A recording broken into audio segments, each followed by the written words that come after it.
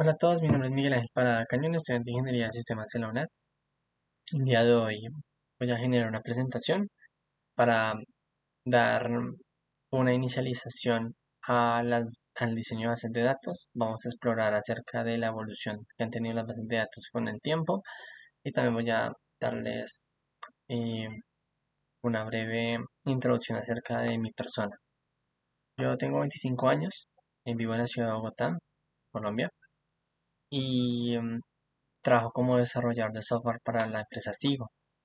Como les mencioné, pues estudio ingeniería de sistemas y he tenido bastante acercamiento con los diferentes tipos de bases de datos que existen, relacionales, no relacionales, eh, en memoria, o lo que hace Redis, o Memcache, o H2, bueno, etc.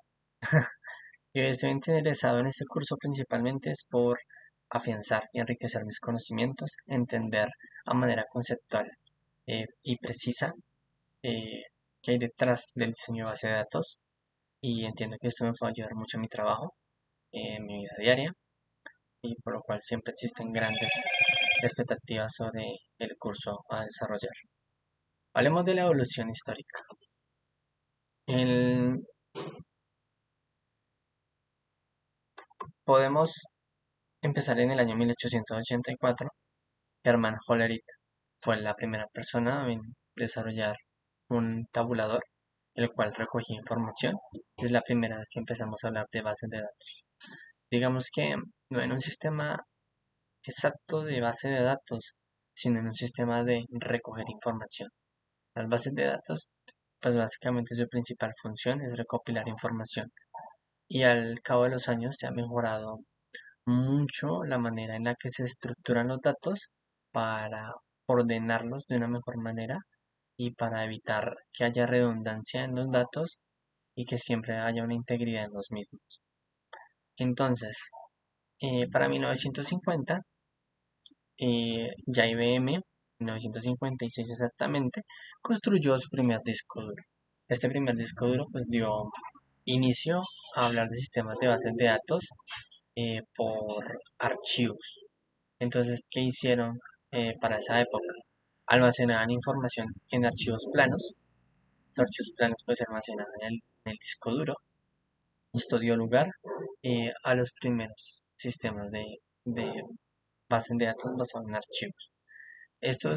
Tuvo grandes limitaciones realmente porque no había congruencia, bueno, no había tanta integridad en los datos y también había mucha redundancia de datos. Entonces, posteriormente, para 1960 en adelante, se empezaron a crear sistemas que evitaran la redundancia de datos. Para 1960, Charles Batman creó el modelo de bases de datos de red. En este caso, utilizó un tipo jerárquico en el cual em, lo utilizó con el fin de reducir la redundancia en los datos y también para mantener la integridad de los mismos. Este sistema o este modelo de base de datos de red fue, fue muy bueno para su época debido a que se generaron una infraestructura de red para comunicar varios equipos de cómputo que requerían estar enviando información hacia una base de datos particular, y digamos que teníamos una especie de servidor. Entonces lo que hacían era los, los computadores o las personas que trabajaban con los equipos de cómputo registraban información que se guardaba en un único computador, y este único computador pues recopilaba toda la información. Ya después se podía organizar de una manera mucho mejor. Y entonces, digamos que esto fue, en resumen, o de una manera fácil de entender, lo que hizo Charles Batman. Ya para en 1970, Edgar Franco construye teorías relacionadas al modelado de datos. Entonces aquí ya empezamos a hablar de normalizaciones. Él fue el primero en hablar de una tabla que contiene columnas y filas, y al día de hoy se sigue utilizando de esa manera. Em, las teorías del modelado de datos básicamente fue basado en álgebra relacional para relacionar datos entre tablas, para hablar de llaves primarias y llaves foráneas, y esto dio lugar a todo lo que conocemos como SQL. o Structured Query Language. No como lenguaje, sino como hablando de bases de datos relacionales, porque el lenguaje es algo aparte. El lenguaje SQL básicamente se utilizó para consultar a estas bases de datos relacionales que hicieron uso de las teorías del modelado de datos que generó Edgar Frankl. Para 1980, pues SQL pues, ya era un líder, compitiendo pues con las bases de datos de Charles Bateman y obviamente ya haciendo uso del modelo relacional, pues ya había mucha integridad en la data y eso ya reducía un montón, casi a cero, la redundancia de los datos, dependiendo pues básicamente de cómo se modelaran las bases de datos. En 1980 pues hablamos de los primeros sistemas de gestión de bases de datos. Entonces, pues ya se utilizaban esta estructura SQL para realizar consultas a las bases de datos y obtener datos de allí. Digamos que empezaron a competir con las bases de tipo jerárquico porque las transacciones que se hacían, es decir, la información que se emitía hacia la base de datos para que guardara, era muy óptima. Entonces, eso dio lugar a que pues también pudiera ser líder. Luego ya llegaron otros sistemas de gestión de bases de datos basados en objetos como tal, y es que creábamos el modelo de los datos con base a clases, con base a la programación orientada a objetos de la época. Entonces, esto también dio lugar a herramientas que hoy conocemos como lo son los ORM o los Object Relational Mapping. Básicamente la construcción de clases y estas clases se relacionan con las bases de datos para crear esos esquemas, esas estructuras de las tablas. Para 1990 pues hablamos de, de Microsoft Access, que fue un sistema de gestión de bases de datos muy conocido y muy útil para su época, pues ya permitiéndonos de una manera gráfica construir las tablas, diseñar los esquemas y demás, mostrar diagramas y demás. Entonces pues fue muy útil. Ya para el año 2000 en adelante, pues ya empezamos a hablar de bases de datos no relacionales, como por ejemplo MongoDB o Cassandra, o el uso de grafos, que son estructuras de datos mucho más complejas y que no se relacionan como tal a un uso de una tabla con columnas y filas.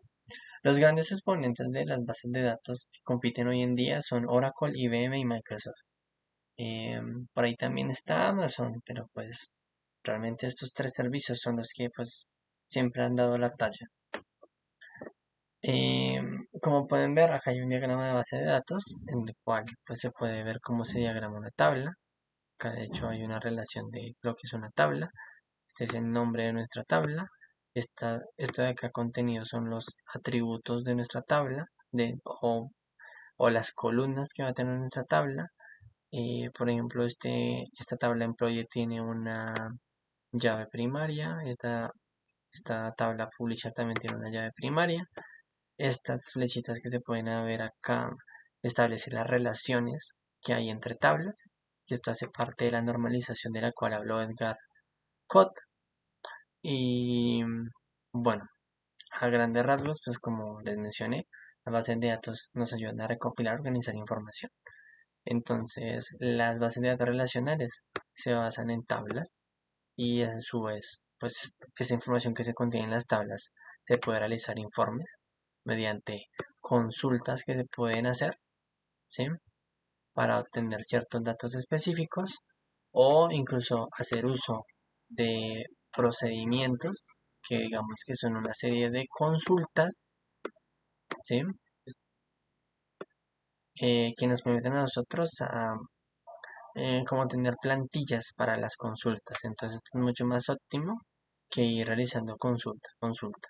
Obviamente esto también se desarrolla de manera manual y primero teníamos que saber qué consultas hacer de manera individual para juntarlas a una macro. Por otro lado también tenemos los formularios que nos ayudan a entender cómo diagramar o diseñar nuestra base de datos. Entonces para ello determinábamos eh, precisamente un formulario, una herramienta que nos permitiera solicitar esos datos en particular que necesitaba nuestra base de datos. Y posteriormente tenemos los módulos, que los módulos son un conjunto de funciones integradas dentro de SQL, respecto a las bases de datos relacionales para hacer operaciones aritméticas y demás. Las tendencias actualmente se basan en realizar análisis de los datos. Para una empresa es muy relevante conocer qué datos tiene.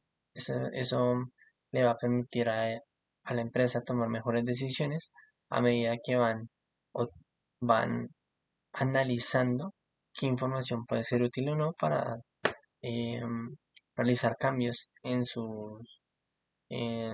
en su comportamiento o en sus productos, etc, etc.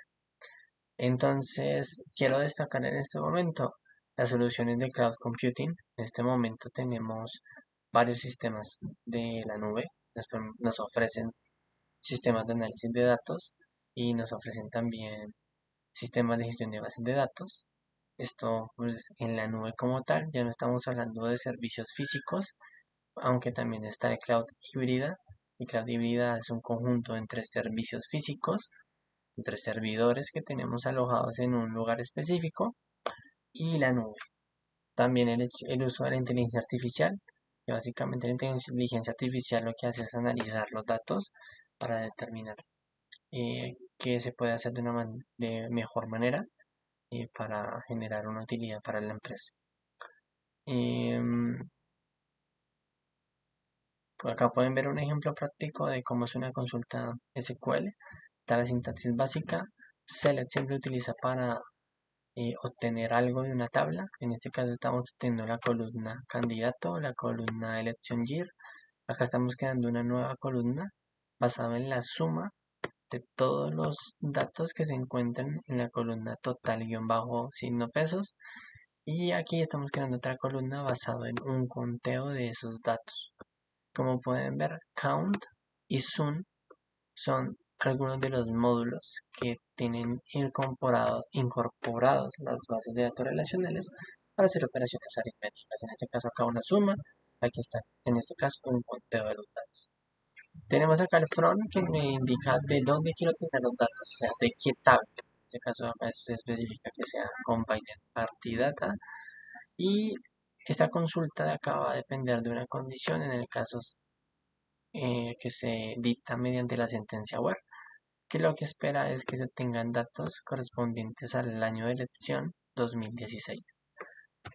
Esto pues para filtrar la información, básicamente, es decir, que si la tabla contiene datos del 2018, 2015, 2014, solo se pueden obtener los de 2016. Luego viene una cláusula para agrupación, en este caso se agrupa por columna, siendo que primero se agrupa por la columna candidato y luego por la columna año de elección. Aquí eh, esta agrupación también va demarcada por una condición y es que hay que tener en cuenta que el conteo de los datos sea superior a 80. Es decir, tienen que haber más de 80 registros. Y acá se estipula una cláusula para ordenar estos datos mediante la columna conteo, que es esta de acá, de manera descendente. Esto quiere decir que va a ir del menor número de datos que se ha contado hacia el mayor.